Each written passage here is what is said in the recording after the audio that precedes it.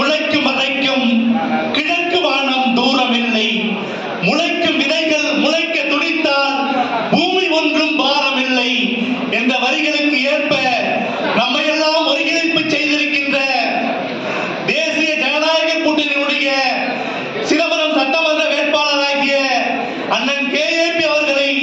வெற்றி பெற செய்வதற்காக ஆலோசனை கூட்டத்திற்கு வருகை தந்திருக்கின்ற பாரதத்தின் பிரதமர் நரேந்திர மோடி அவர்கள் தலைமையிலான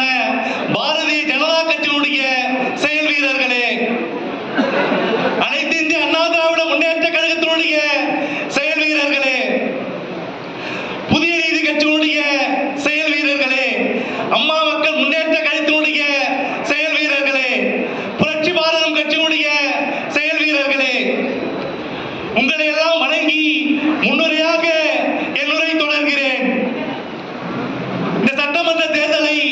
முழுமையாக பயன்படுத்திக் கொள்ள வேண்டும் என்ற காரணத்திற்காக அண்ணன் KAP அவர்களை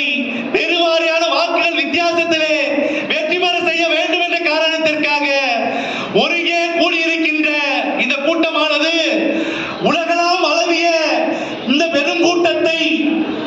நம் கண்முன்னே கூட்டியிருக்கின்ற இந்த கூட்டமானது நம் கண்முன்னே காட்டக்கூடிய